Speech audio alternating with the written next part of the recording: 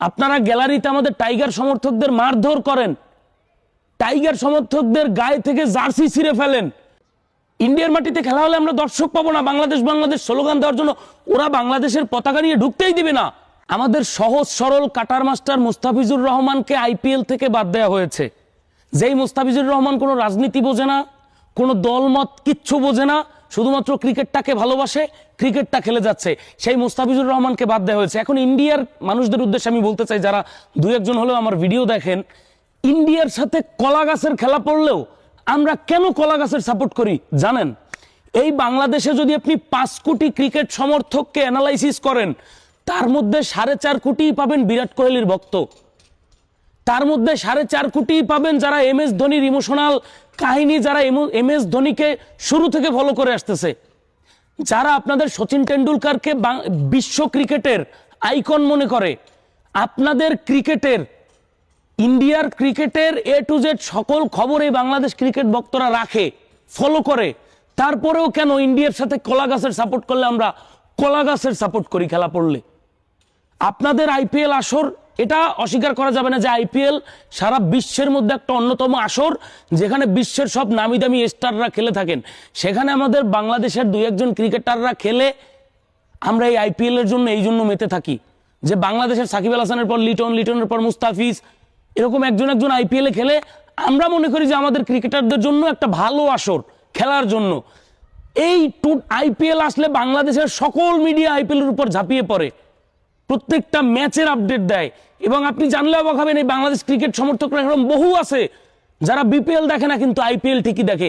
তারপরেও কেন ইন্ডিয়ার সাথে কলা গাছের খেলা পড়লে আমরা কলা গাছকে সমর্থন করি জানেন? আপনাদের এই উগ্র আচরণের জন্য। আজকে আপনারা মুস্তাফিজুর রহমানকে 10 কোটি টাকা দিয়ে ক্রয় করে তাকে বাদ দিলেন। আপনারা গ্যালারিতে, আপনাদের মাঠে বাংলাদেশ খেলতে গেলে আপনারা গ্যালারিতে আমাদের টাইগার সমর্থকদের মারধর করেন, টাইগার সমর্থকদের গায়ে থেকে জার্সি ছিঁড়ে ফেলেন, একটা দেশের জার্সি ছিঁড়ে ফেলেন সমর্থকের গায়ে থেকে গ্যালারিতে বসে। জাস্ট এই কারণগুলোর জন্য ইন্ডিয়ার সাথে যে কোনো টিমের খেলা পড়লে আমরা সেই টিমের সাপোর্ট করি। কিন্তু টিম ইন্ডিয়ার ক্রিকেটারদের পছন্দ, ক্রিকেটারদের খেলা পছন্দ, আপনাদের IPL আসর পছন্দ, আপনাদের IPL এর সিস্টেম পছন্দ, আমরা IPL দেখি। কিন্তু আপনাদের টিমের সাথে অন্য কোনো টিমের কলা গাছের খেলা পড়লেও বাংলাদেশ কলা গাছের সাপোর্ট করে, জাস্ট আপনাদের এই উগ্র আচরণগুলোর জন্য।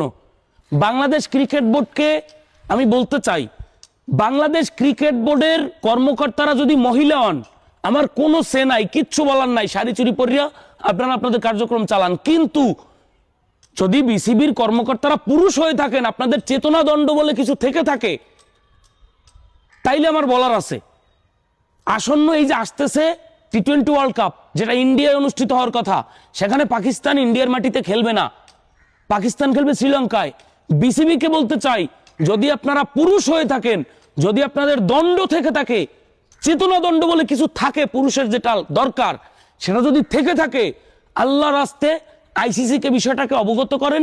এবং এই যেখানে ওরা মুস্তাফিজকে সিকিউরিটি দিতে পারতেছে না, সেখানে পুরো টিমের ম্যানেজমেন্ট, সমর্থকদের কিভাবে সিকিউরিটি দিবে? ইন্ডিয়ার মাটিতে খেলা হলে আমরা দর্শক পাবো না, বাংলাদেশ বাংলাদেশ স্লোগান দেওয়ার জন্য ওরা বাংলাদেশের পতাকা নিয়ে ঢুকতেই দিবে না। বাংলাদেশের পতাকা হাতে থাকলে ওরা মারধর করবে। সেখানে আমরা পুরো টিম নিয়ে আমরা কিভাবে একটা বিশ্বকাপ এনজয় করব?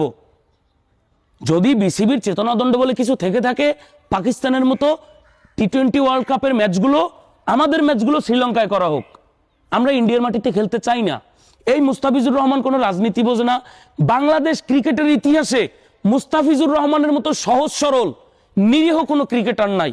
যে ইংলিশ বোঝে না, তাকে বাংলায় ডাবিং করে দিতে হয়, যে শুধুমাত্র ক্রিকেটটাকে ক্রিকেটের আবেগের জায়গা থেকে, ভালোবাসার জায়গা থেকে খেলে, কোনো দল মত, মববাজি, কোনো সিন্ডিকেট, কোনো কোরাম, কোনো মানে এই সমস্ত বিষয়গুলো মুস্তাফিজ ঘাটেই না। একদম ঠান্ডা মাথার মানুষ। ওনার মতো ক্রিকেটার বাংলাদেশের ক্রিকেটে আসে নাই। ভারতের সবাইকে আমি এই প্রশ্নগুলো তুলতেছি না, আপনাদের উগ্র আচরণটা আমি ভারতের সবাইকে বলতেছি না। একটা দেশের সব মানুষ খারাপ হয় না, আমাদের দেশেও সবাই সাধু সন্ন্যাসী না। মুস্তাফিজকে বাদ দেওয়ার পিছনে হয়তো আমাদের অনেক মববাজির কারণ থাকতে পারে, কিন্তু সব কথার এক কথা হচ্ছে, তাকে 10 কোটি টাকা দিয়ে কিনলেন, টাকাটা বড় বিষয় না। মুস্তাফিজুর রহমানের খেলার যেই একটা সুযোগ ছিল, তার পারফরমেন্স বিশ্বকে দেখানোর একটা সুযোগ ছিল, সেই সুযোগটাকে আপনারা মাটি করেছেন। শুধু মাটি না, বাংলাদেশ ক্রিকেটকে অপমান করেছেন, বাংলাদেশ ক্রিকেটের প্রত্যেকটা প্লেয়ার এবং যেই বাংলাদেশ ক্রিকেটের যে সমর্থকরা আপনাদের আইপিএল এর উপরে হুমড়ি খেয়ে পড়ে তাদের মনে কষ্ট দিয়েছেন এবং আপনাদের আইপিএল বয়কট, বাংলাদেশে বয়কট করার সময় চলে আসছে। বিসিবিকে আবারও বলছি, বাংলাদেশ ক্রিকেট বোর্ডের কর্মকর্তারা যদি মহিলা হন আমার কোনো সে নাই, কোনো আপত্তি নাই, শাড়ি চুরি পরে বসে বাংলাদেশ ক্রিকেট বোর্ড চালাইতে থাকেন। কিন্তু বিসিবির কর্মকর্তারা যদি পুরুষ হন, আপনাদের যদি দণ্ড থেকে থাকে, আপনাদের যদি চেতনা দণ্ড বলে কিছু থাকে, সেই চেতনা দণ্ডের জোরে হলেও এই বিষয়টাকে আইসিসিকে জানান, আইসিসিকে চিঠি দেন যে বাংলাদেশ ক্রিকেট টিম আসন্ন টি-20 ওয়ার্ল্ড কাপে ভারতের মাটিতে অংশগ্রহণ করবে না। বাংলাদেশের ম্যাচগুলো পাকিস্তানের মতো শ্রীলঙ্কায় করা হোক। That's it.